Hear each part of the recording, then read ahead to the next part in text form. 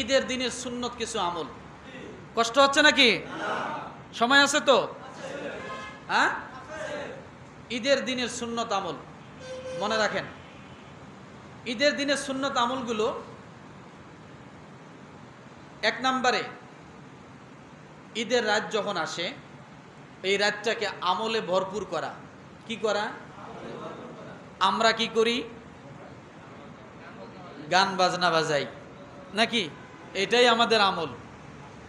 ঈদ আসছে, নতুন ছবি চালু হয়ে গেছে, হল, সিনেমা হলগুলো সব কি হবে? ব্যবসায় লাভবান হয়ে যাবে। ঈদ মানেই সিনেমা হল খোলার দিন নাকি? রাগ করলেন মনে হয়? নো। তাহলে ঈদের রাত আমাদের জন্য কি? আমলের রাত, আমলকে বাড়ায় দিব। 2 নাম্বার, ঈদের দিন সকালে সকাল সকাল ঘুম থেকে ওঠা। কি করা? কারণ ঘুম থেকে সকালে উঠবেন না, 8টার সময় ঘুম থেকে উঠে চিন্তা করবেন ইমাম সাহেব আমার অপেক্ষা করতেছে কিনা। যদি না করে ইমামের চাকরি থাকবে না। কি নামাজি সলিমুদ্দিন নামাজি, উনি ঘুম থেকে উঠবে 8টায় আর ওনার জন্য ইমাম সাহেব মুসল্লি নিয়ে দাঁড়ায় থাকবে, উনি কখন আসবে তারপরে নামাজ পড়াবে। আমি অমুক, তা আমি তমুক, আমার জন্য অপেক্ষা, এগুলো কি ঠিক হবে? ঠিক হবে না। এই জন্য বলা হয়েছে সুন্নত হলো ঈদের দিন অনেক সকাল সকাল ওঠা। 3 নম্বরে গোসল করা। 4 নাম্বার উত্তম পোশাক পরা। 5 নাম্বার সুগন্ধি ব্যবহার করা। 6 কুরবানির দিন সকালে কিছু না খেয়ে কুরবানির মানে নামাজে যাওয়া। আর ঈদুল ফিতরের দিন কিছু খাইয়া তারপরে নামাজে যাওয়া।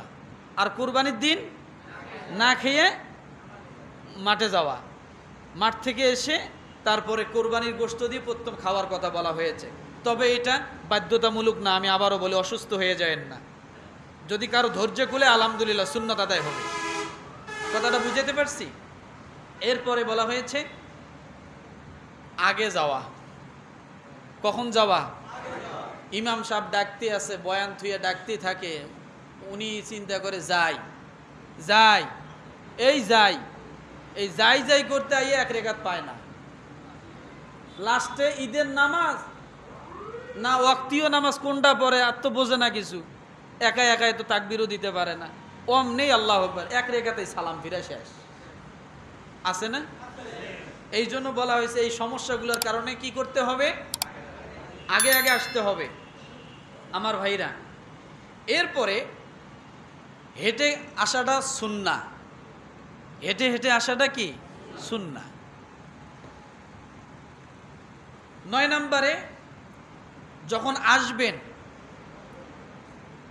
কুরবানি ঈদের দিন আসার সময় জোরে জোরে তাকবীর, আল্লাহু আকবার আল্লাহু আকবার, লা ইলাহা ইল্লাল্লাহু আল্লাহু আকবার আল্লাহু আকবার ওয়ালিল্লাহিল হামদ, জোরে জোরে বলা।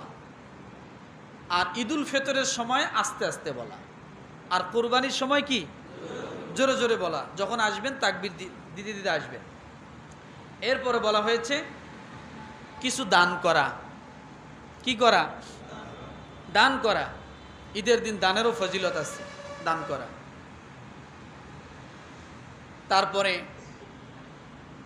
প্রিয় মানুষদের জন্য, বাবা মার জন্য, ভাইদের জন্য, বোনদের জন্য বা নিকটবর্তী লোকদের জন্য হাদিয়া দেওয়া।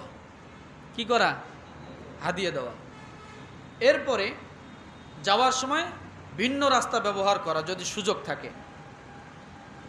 11 নম্বরে যাদের আব্বা মা নাই, ঈদের দিনটা যদি পারেন কবরটা জিয়ারত করবেন। কি করব? কবরটা জিয়ারত করব। কারণ ওই দিন সবারই দিল মন নরম থাকে। ওই দিনটা দোয়া কবুলের দিন। অবশ্যই আমরা যদি দোয়া করি, হয়তো আমাদের দোয়া সন্তানদের দোয়া পিতামাতার জন্য কাজে লাগতে পারে। কথা ঠিক না? তাহলে এই আমলগুলো করবো তো ইনশাআল্লাহ। এখন আসুন আইয়ামে তাশরিক কি বলেন তো?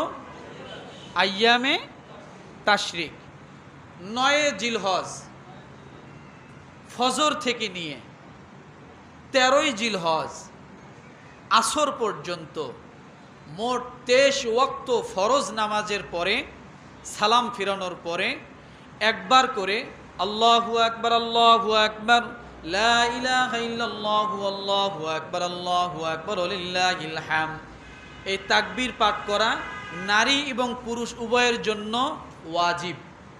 কি ওয়াজিব? নারীরা ঘরে আসতে পড়বে, পুরুষরা জামাতের সাথে নামাজ পড়লে জোরে পড়বে, মনে না থাকলে যখন মনে হবে সাথে সাথে কি করবে? পড়ে নেবে। তাহলে 9 তারিখ কী বার পরে বারটা আমরা খেয়াল করি, তাহলে মনে থাকবে। আমাদের এই বছর 9 তারিখ কী বার পরে? রবিবার। ফজরের থেকে শুরু করব, তাই না? তাহলে 13 তারিখ কী বার পড়বে? কী বার? বৃহস্পতিবার আসর পর্যন্ত। রবিবার ফজর থেকে নিয়ে বৃহস্পতিবার আসর পর্যন্ত মোট 23 ওয়াক্ত। এটা কিন্তু ওয়াজিব আমল, মনে থাকবে ইনশাল্লাহ। আমরা এটা করব, পারবো ইনশাল্লাহ। আমার ভাইরা, এই ছিল আমার আলোচনার বিষয়। আর একটা কথা বলি, কোথায় কোন নামাজ পড়েন আমি স্পষ্ট বলে দেই। যেখানে যে নামাজ পড়েন সেখানে যদি কোনো সে নামাজের সমস্যা হয় সেই ইমামকে জিজ্ঞাসা করবেন। আরেক জায়গার নামাজ নিয়ে এসে আরেক জায়গায় লাগাবেন না। আর যদি আমার এখানে নামাজ পড়তে হয় তাহলে আমাকে যদি জিজ্ঞাসা করতে আমার এখানে নামাজ পড়বেন, তাহলে আমি কোনো সমস্যা থাকবে না। কথা বলে বোঝেন নাই? কোথায় কোন ইমাম সাহেব কী নামাজের সমস্যা করছে সেটা আমার কাছে এসে বলার কোনো প্রয়োজন নাই। আমি সব সময় বলি, আমার এখানে নামাজ পড়বেন, যদি আমার কোনো সমস্যা সেটা আমি সেটা সলভ করব। অন্য একজনের সমস্যাটা আমি সলভ করতে পারবো না, পারবো? এই জন্য আমি বলি যে আপনারা এটা করবেন না। তাহলে আমাদের এখানে জামাত কয়টায়? 8টায়। আসবেন সকলে ইনশাআল্লাহ। আল্লাহ তাআলা আমাদের সকলকে কবুল করুক, সকলে বলি আমিন।